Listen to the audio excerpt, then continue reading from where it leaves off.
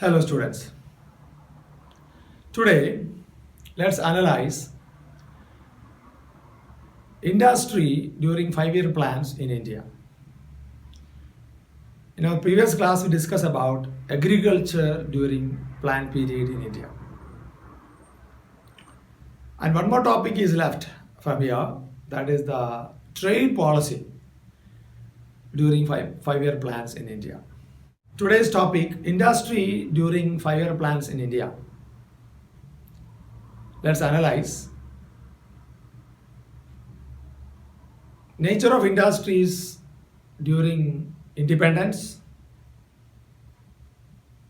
and the policy framework of the government for the promotion of industries in India, called as Industrial Policy Resolution of 1956,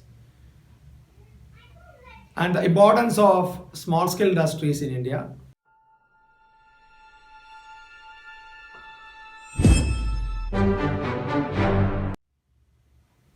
When we think about industry and its progress during British period,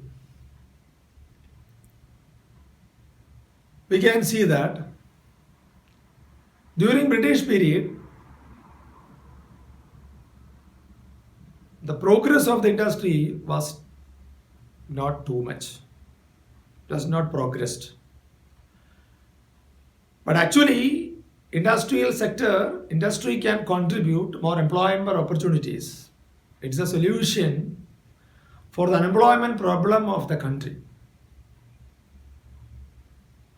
During 1907, the first industry, it was established in India by Tata Group, Jamshedji Nasarwanji Tata and his team.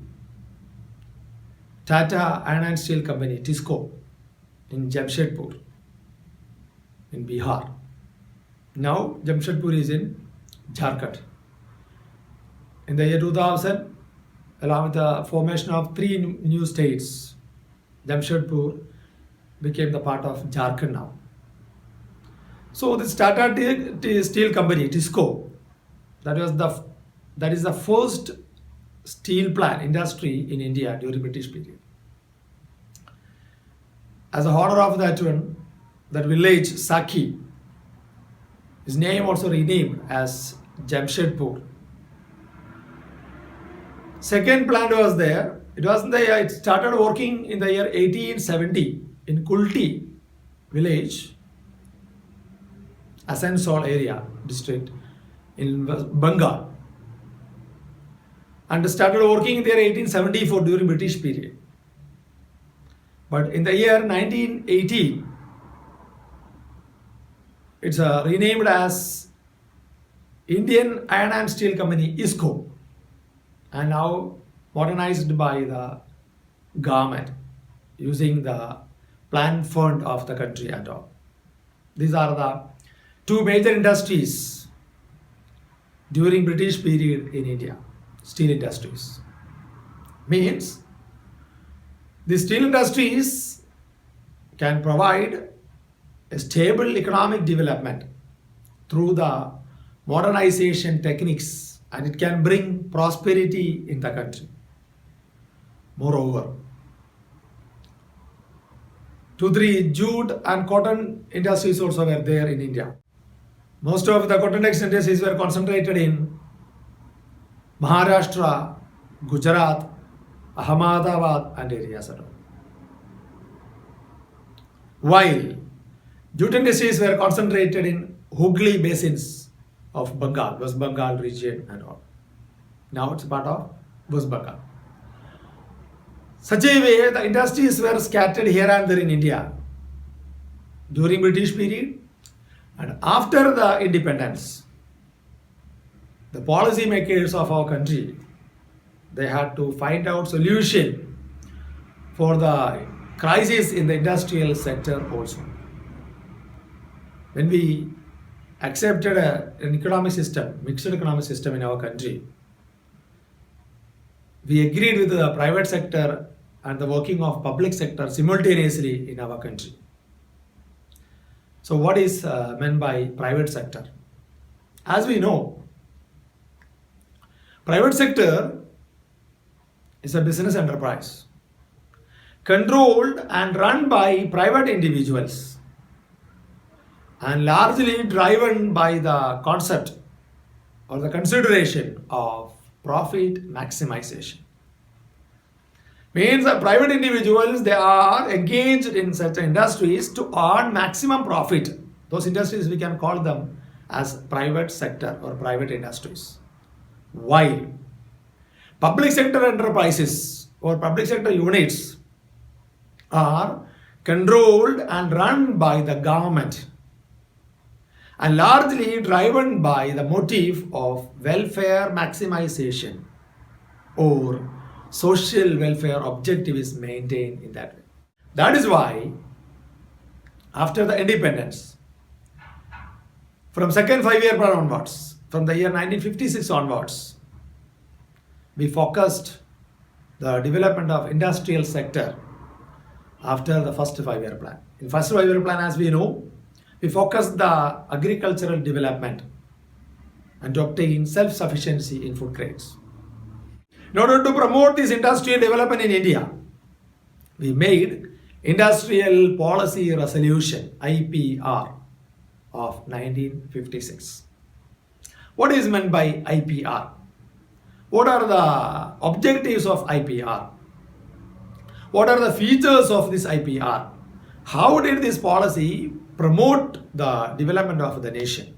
That we have to discuss one by one. First of all, what is meant by IPR? What is Industrial Policy Resolution? That is the first step from the side of the government towards the development of industrial sector in India. Industrial Policy Resolution. It is an instrument through which the government regulates the industrial units, industrial activities of the country in order to obtain maximum output. Government fixes some regulations and also government regulates the functioning, working of private sector units, because public sector units are the sources of development according to government. So that's why more emphasis should be given for the development of public sector. So we can say it's an instrument through which government regulates the economic activities. Government regulates the industrial matters of the country. That is the Industrial Policy Resolution. And when we analyze the objectives of Industrial Policy Resolution, what was the main objective or what were the objectives of this policy? Why did our government frame such kinds of policies to promote the industrial development in India? There are 5-6 objectives are there. Let's discuss one by one. First one, when we think about the objectives, the first and foremost objective is that to accelerate the growth and to speed up the industrialization of the country. Accelerate the rate of growth of the country and to speed up the industrialization process, because as I told you, industry is the major source of employment rather than agriculture.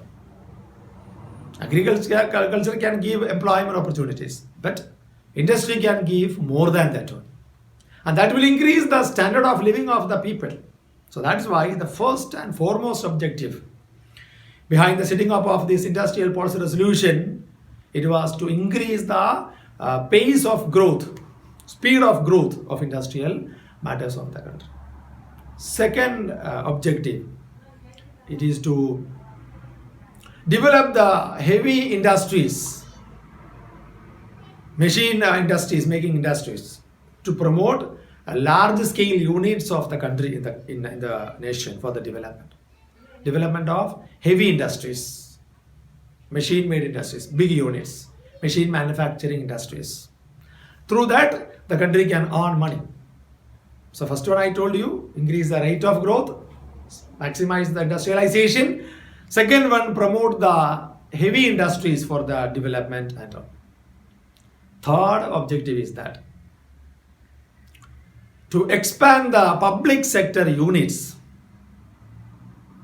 means to promote the capacity, productive capacity of public sector units in India. What are the public sector units? The government owned industries. Means public sector only can bring better development in the nation.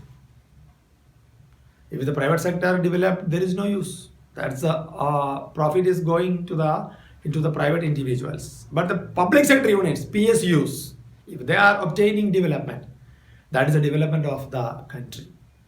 Understood? And fourth objective, it is relating to the removal of disparities in the income distribution and wealth. How this industrial policy resolution will reduce the disparity in income and wealth? Yes.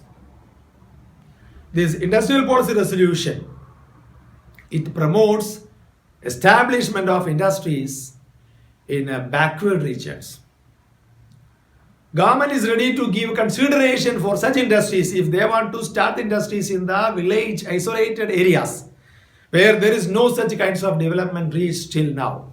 Such areas, if the entrepreneurs are ready to start the industries in such areas, government was ready to give consideration, tax holidays, lowering tariffs of electricity and water and all. Government was ready. Special economic zones. Now the matter is with the special economic zones. Understood? So all these are the promotions. By doing that way, government can reduce the regional disparities. That's a matter of reducing disparities in income and wealth, because that people also be able to join in the industry in any one of the sector, in any of the firms there. So that will increase the standard of living of the individual in the locality. So that will promote the equality in income distribution in the country. That is the fourth objective among the objectives of industrial policy resolution in the country. And fifth one, to promote cooperative sector. Means if it is possible, we have to tie up with the other sectors for the development. To build up a large and growing cooperative sector should bring development in the country. So promotion of cooperative sector was the fifth objective, I think, among the objectives of industrial policy resolution. And one more objective is there. So once again we'll repeat: accelerating the growth of the country, development of heavy industries, promotion of public sector units, reducing the disparities by promoting village areas for the industries, setting up of industries, cooperative sector. These are the 5 points we discussed. One more point is there: to prevent the concentration of wealth in a few rich hands. Means prevention of monopolies. If the resource or the wealth of the country is being accumulated in few hands, definitely that will increase the disparity in the country. Means the rich and the poor.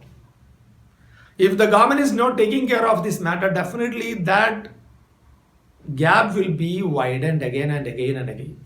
So that's a consideration from the side of the government to bridge the gap between rich and the poor by progressive taxation and all. That also was there. And at the same time, any industries want to increase their productive capacity, they have to obtain license from the concerned authority. And all these are the objectives of industrial policy resolution in India. Considering this matter, each and every point in the minds of the nation builders, policy makers, they had made a policy for the development of economic development of our country, or especially the industrial progress of our nation. Let's analyze what are the major features of this industrial policy resolution in India. Basically, we can say there are four major features are there. First one, this first feature, it is the new classification of industries. This new industry policy resolution IPR classified the industries, new classification of industries, Schedule A, Schedule B and all. That's the first feature. I'll tell you the point first. Second feature is that industrial licensing and all. Industrial licensing and the matters relating to the industrial licensing and all. Third one is that industrial concessions. As I told you regarding that removal of disparities and all, industrial concessions were given by the government. And fourth one is that promotion of small scale industries, means stress on small scale industries by the government. These are the four major features of industrial policy resolution in India. Let's analyze one by one. First of all, what is meant by new new classification of industries in India? How did the government classify the industries? What was the criteria behind the classification of industries as Schedule A and Schedule B? In certain textbook you can see classification into three, but commonly we can say industries were classified into two: Schedule A industries and Schedule B industries. Certain textbooks are saying Schedule C also there, but most probably in our concept it is mentioned only Schedule A industries and Schedule B industries. That's, you remember that that's the first classification from the side of the government on the industrial matters of the nation. You know what is meant by Schedule A industries? Under this Schedule A industries, government classified 17 industries of India that time. Means those industries were state-owned industries, exclusively owned by the country. State means by the country.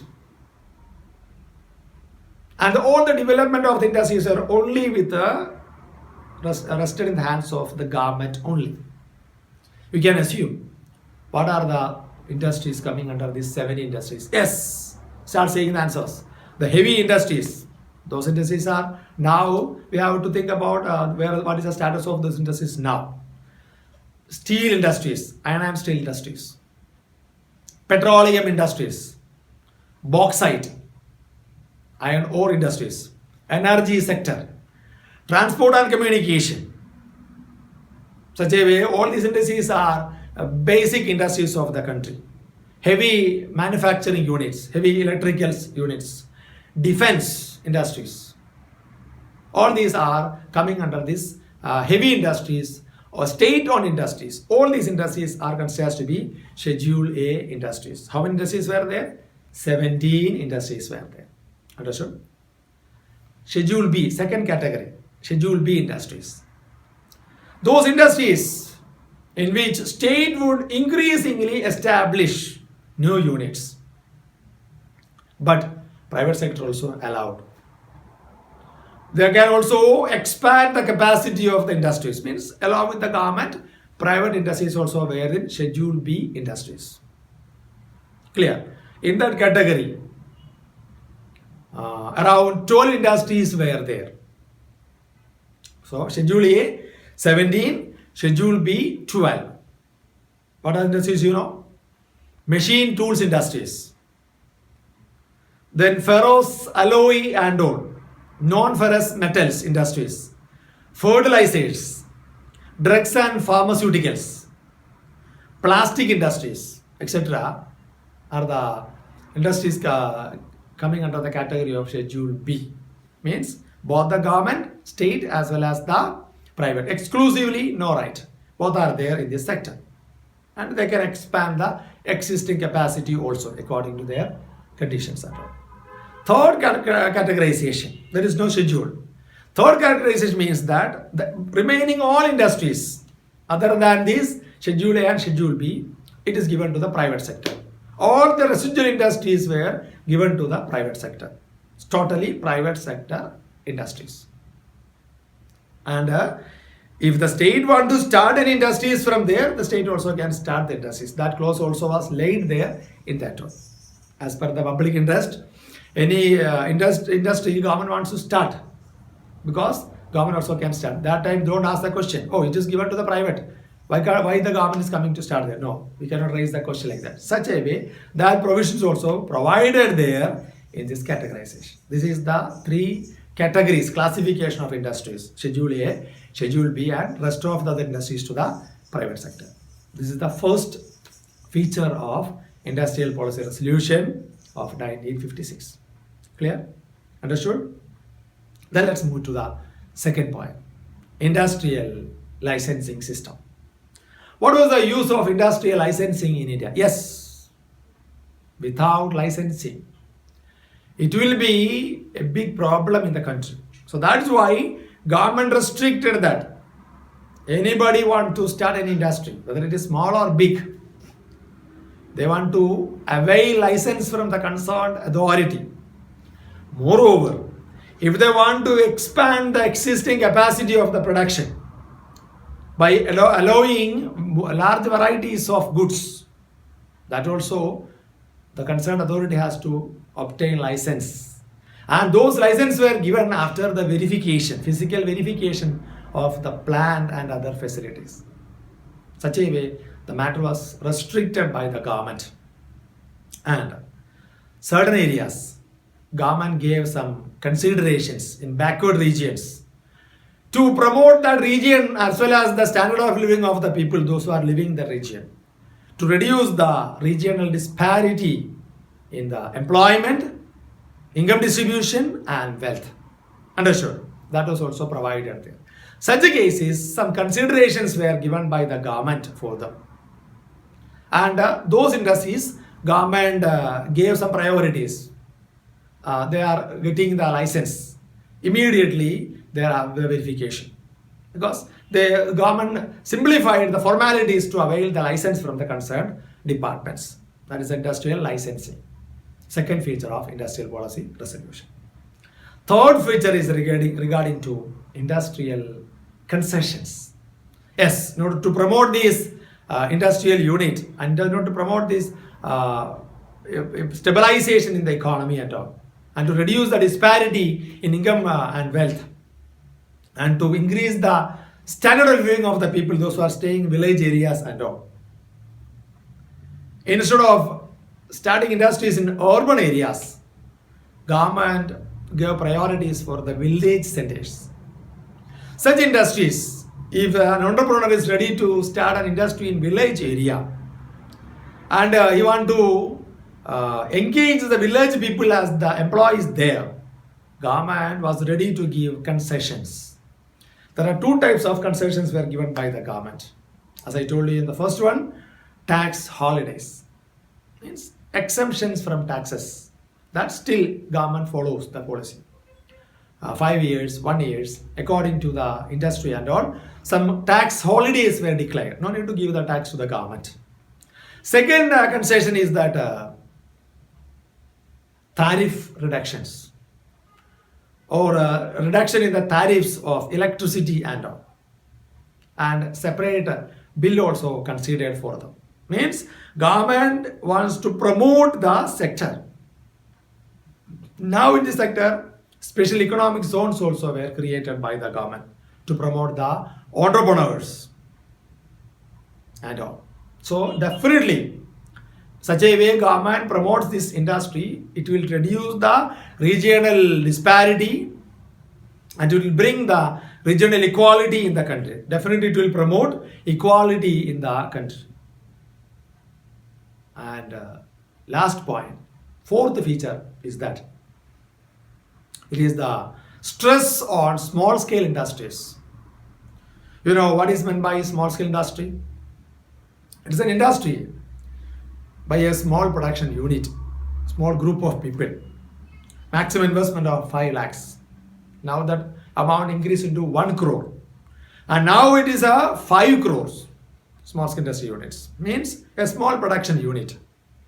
In order to promote this sector, this is as per the recommendations of an eminent committee conducted by the government to study about the situation of village and small scale industries. Carway Committee. It was established in the 1955 under the leadership of Carvey. The committee was known as the Village and Small Scale Industries Committee, and they recommended the promotion of this sector. According to the committees and all, government prepared some policy measures, and government necessitated or government ensured the role of small scale industries in the following observations.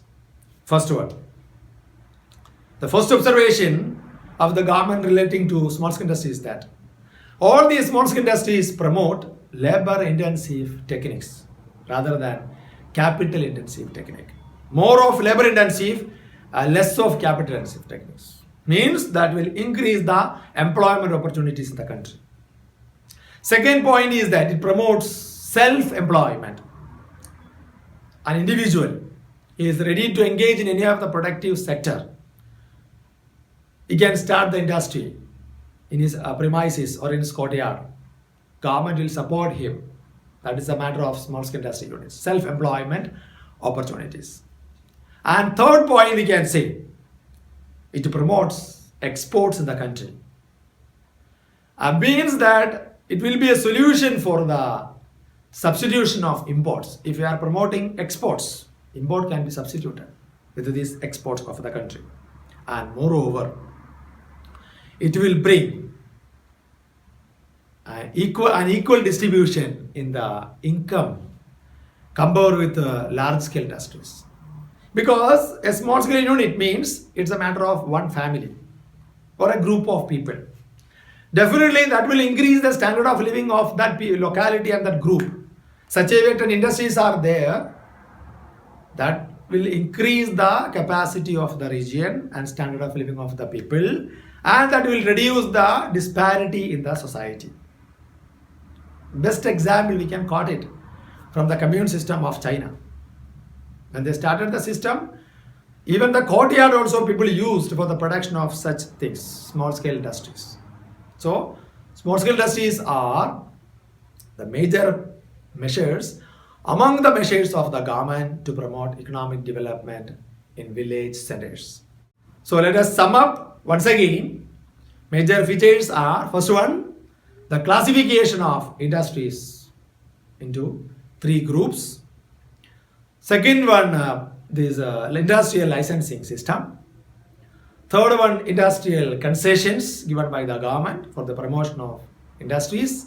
And last one, stress on small scale industries by the government as per the recommendations of this committee and all. Hope you understood. Tomorrow I'll come with a new topic. Thank you.